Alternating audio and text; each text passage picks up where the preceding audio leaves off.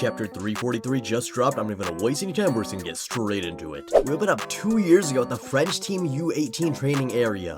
If you were to slip behind their defense at a speed of 20 miles per hour, then with the pass speed of at least 27 feet per second, you go like this, and then this, and then this. Do you understand? And we see Hugo shuffling his hand across a board, trying to break down some soccer plays. I don't know shit about this. But what I do know is that this is the ugliest anyone in BLUELOCK has ever looked. Oh my god, take that fucking hairband off, bro. And him being the ugliest is like actually a pretty big deal, because this is a manga where we've had prime itoshi in here. But his teammates are talking with him. It's freaking impossible. No way, man. Do you always think this hard about soccer while playing? Is this calculation or intuition? You're nuts, Hugo. Huh? Isn't this normal for everyone? No way, you soccer freak. You're out there, man. Run through it again. Oh, you don't get it. And then we get some narration. Vivian Hugo is destined. He's seeking what would make him suitable to win the World Cup 4 times. And we see him reading the blank book, which is apparently just his actual hobby. I don't know how that like works. I feel like that's just the most performative shit I've ever seen in my life, but you know, whatever. I'll let him have this. First, an environment, a coach, a team, and a trustworthy relationship where I can thrive at second best. Finally, I just need a world-class striker. Noel is almost 30. Even if we won the World Cup for France, we could only do it once or twice. I need a new number 1. Vivian Hugo proceeds undaunted. He still needs to refine the people he needs to achieve his dreams. No, you're half a second too slow. You can't become the world's best like that. Do you understand? I ain't your tool, got it? I don't give a shit about your ideas. I'm the striker here, you arrogant, manipulative bastard. Sorry, I overestimated you. You're a disposable middle grade striker who's more suitable for being around 130th in the world. And you know, that sounds bad, but like, relatively speaking, being the 130th best striker in the entire world of the world's most popular sport to ever exist, that's still pretty good for this no-name guy here. So I don't know why he's tweaking. Vivian Hugo learns the creatures known as strikers are absolute egotists. And as this guy goes in front of the swing, Loki stops that shit. You just lack the talent, that's all. Huh? Hey coach, could we change out all these people? And I guess this is when Hugo and Loki first meet. Vivian Hugo encounters an unknown life form. Our new players advancing from a lower level to join this team. This is Julian Loki. Please excuse my actions, Alia. While I'm alive, I'm going to win the World Cup a few times. So please leave if you can't keep up. Let's have fun. And this guy is smug as hell, bro. He's not apologizing for any of it. And they're noticing. They're getting on him for it. Hugo, he looks like he just had a wet dream. Who is this guy? The arrogance, the gallantry, the absurdity. This organism is a born number 1. And now we cut to Loki and Hugo being all chummy.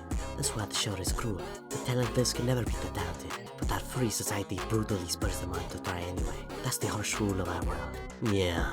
At the end of the day, the talented and talentless can never understand each other. All I want to do is win the World Cup 4 times, though. And Hugo is bouncing a ball on top of his head. And Loki looks over, and he starts laughing. What? That's so fire. I bet you're dead serious about that, huh? Huh? Yeah, big time. I never met anyone with a dream as adorably tyrannical as mine. And into a double spread, we're back in the present with their dreams fully understood. They restart as Loki has the ball and rushes towards Isagi. Loki's moving back and Hugo's going forward? Are we doing that, Hugo? Cross breeze. And Isagi's confused. Both wings are closing in on the middle. What the hell is this unique playstyle? And we see the little Naruto smoke and shit. They're playing devious. And then Hugo, oh my god, he's like a little Corona moment here, just a little one. Beep beep beep. Shortcut found. Loophole dribble. And Hugo is mixing the fuck up out of no one. As far as I'm concerned, there was nobody on this left side here. So why is Isagi moving towards the right? Alright, man, I don't know anything about soccer, so maybe this image makes sense to people that actually play the sport. So, yeah, explain it to me. Why is Isagi running this way when Hugo, like, very much went towards the opposite one? Yeah, I don't get it. And neither does Rayo, apparently. What? The other pass courses were decoys. He's going on his own. Nah, there's a pass coming. Keep an eye on the wings. All we've got to do is crush the guy calling the shots. And Kunigami runs up against Hugo, hand on his chest. But Hugo doesn't seem fazed one bit. It's destined. Preparations complete. Loki from behind. Shit. Is this what they were after? They got us clustered in the midfield. So these two could strike from behind? Zoom. Warp synchronicity. But Aiku's pulling up. No, I can just make it. I just need to tackle him, even if it means getting a foul. But Loki is just zooming. Huh? He's speeding up without looking at the pass. Running at 23 miles per hour, with the backspin pass at 28 feet per second. That's the suitability to be the world's best. Vivian Hugo knows the combination of his talent with Julian Loki's is a sort of rarity that comes once in 50 years. A pinpoint pass to a spot nobody could reach even if they saw it. As Loki runs in tandem at his maximum speed for a joint finisher, the best and second best. I know what they're doing, but still can't stop them. This is the pure violence of talent! And Gangabaru did not even stand his chance. Loki shot that shit with so much force, the ball literally curved up against the net. Got Aiku looking like a fool reaching out. Thus, Vivian Hugo dreams of changing soccer history and creating a legend. And in the final panel, Loki is doing a celebration, which kind of reminds me of Shitto's, and Isagi is awestruck, as it looks like Loki might be looking at him with the fucking anger of the devil in his eyes. And Hugo at the bottom,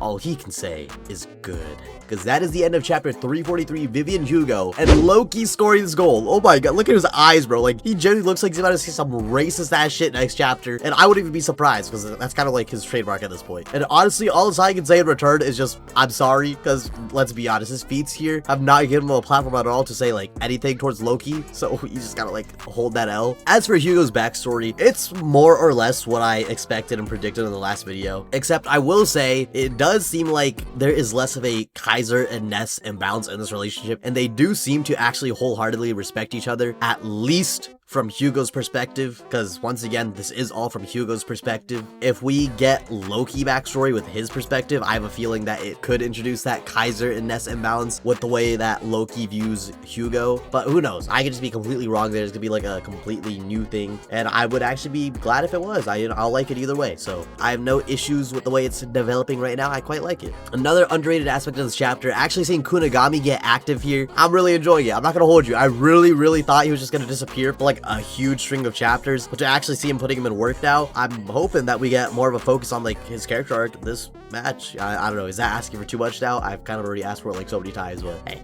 a boy can dream, right? And then Aiku tried to stop that shit. No, he just didn't stand a chance. But yeah, aside from the Hugo backstory, which I more or less predicted in the goal, which looked fucking fantastic, not like a ton really happened in this chapter, you know, just more action, and I'm loving it. So yeah, that'll be it for today's video. Remember, if you enjoyed it, to like, comment, subscribe, because it'd mean the world to me, especially since most of you don't. But until the next video, I'll see ya.